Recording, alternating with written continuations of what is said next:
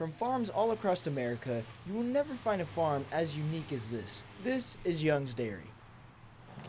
This farm did start way back in 1869, back when the Young family built that red barn that we were just in. It is a family farm, it always has been, and probably always will be a family farm. There's about 30 different Youngs that are all over the place. You'll see them scooping ice cream, you'll see them taking care of the accounting, you'll see them taking care of the animals at the barn. This is Jay Young, part of the Young family that started and runs this farm. Today we asked him what are some of the biggest challenges you face in the milk production industry. Cows are pretty easy. Once you get them trained, you don't have a whole lot of challenges other than just making sure they're fed well, making sure they stay healthy. Well, all our milk is used right here at the farm, and so we don't have to market. Pretty easy.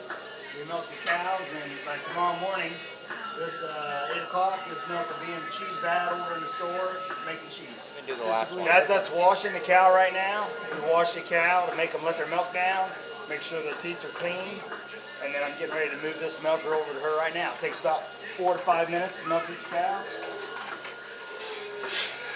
Milk machine has a vacuum in it. It's about a 14-pound vacuum. That cow will give me about 3 gallon of milk tonight. About 6 gallon a day. That container is the dump station. It pumps the milk into the milk house so that in about 20 minutes that milk goes from 90 degrees down to 37 or 8 degrees. Pretty important to get the milk as cold as fast as possible. So this is where we pasteurize the milk, which is a fancy way of saying that we boil all the bacteria, all the germs that you might find in a barn or on livestock. We do that by heating it up to 130 degrees Fahrenheit for about 13 minutes.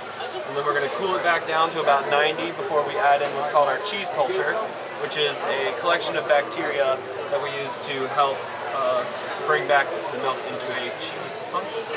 After that's been incorporated, we're going to turn on these mixers and we're going to add in what's called our cheese rennet. We actually use a vegetable derivative. It comes from the thistle plant, and it really works to coagulate the milk into a solid curd, which is going to float up to the top, and a liquid whey, which is going to sink down to the bottom. After that's finished, we're going to let it set, and then we're going to put it into those steel boxes that you see there on the back middle table, and we're going to set them here on our cheese press. So a big question we have is what do we do with all the wasted whey? Because for every 13 pounds of milk that we put in this vat, 13% of the end product is going to be turned into cheese. So all the wasted whey that we have, we actually dump out onto the floor and we recycle it in our water retention ponds.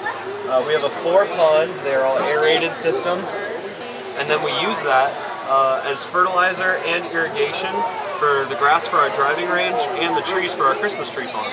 After a long day on a farm, going through the process of Moo To You, it'll bring us a beautiful treat such as cheese curds or the American favorite ice cream.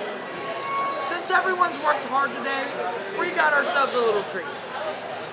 Cheers!